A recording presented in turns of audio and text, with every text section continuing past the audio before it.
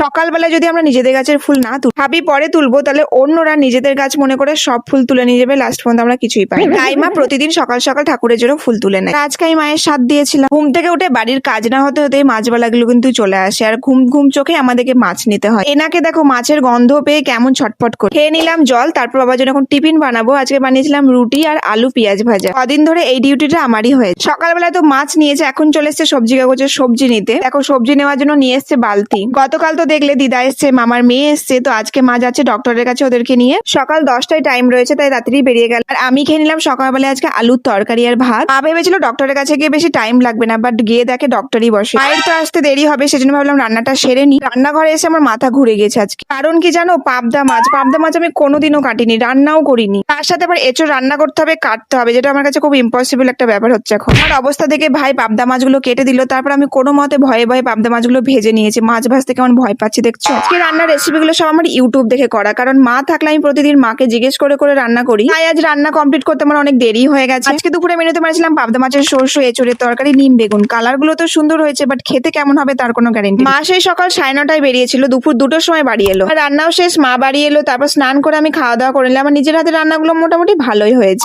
তরকারিটা একটু ঝাল হয়ে গেছিল। বিকালবেলা দিয়ে দিয়েছিলাম গাছে জল। এই ডিউটিটা আমার মায়ের, বাট আজকে দেখলাম গাছগুলোর একদমই জল নেই, সেজন্য আমি নিজে থেকেই দিয়ে দিলাম। আমার মেয়ে কুল খেতে খুব ভালোবাসে, তো আগের গাছটায় কুল তো প্রায় শেষ, এই গাছটাতে দেখলাম অনেক কুল রয়েছে, তাই চলেছিলাম বিকেলবেলায় কুল পাড়তে। আর কুলগুলো কিন্তু বেশ ভালো টেস্টি ছিল, আর অনেকগুলো কুল পেয়েছি। কুলগুলো দেখে এত লোভ হলো, ভাবলাম একটু কুল মাখা করতে গিয়ে কুলের সেদ্ধ করে দিয়েছি আজকে আমি। মিক্সারে এত ঘুরে দিয়েছি যে পুরো কুলগুলো মশলা হয়ে গেছে, কিন্তু খেতে মোটামুটি ভালোই লাগছিল। সোয়েটার গুলো অনেকদিন হলো বাইরে পড়েই আছে, তো একে একে গুছিয়ে এখন তুলে রাখা যায়। সন্ধ্যাবেলা টিফিনের জন্য বানাচ্ছিল মা পেঁয়াজি আর বেগুনি। আর আমার বাইরের তেলে ভাজার থেকে বাড়ির ভাজা তেলে ভাজা খেতে, তেলে ভাজাগুলো ভাজুক, চলো আমি এখন জমি একটু মুড়ি মাখাই। তেলে ভাজা হলেই তো মুড়ি দিয়ে খেতে খুব ভালো লাগে, তাই না? আমি খুব টেস্টি করে মুড়িটা মাখিয়েছি, আর দেখো দেখতে খুব ভালো লাগছে। মুড়িটা এত ভালো মাখানো হয়েছিল যে লোভে পড়ে অনেকটা খেয়ে নিয়েছি। তো পেট তো ভরেই গেছে, তো রাত্রে ডিনারটা আজকে আমার এটাই হলো। তো চলো টাটা, দেখা হচ্ছে নেক্সট।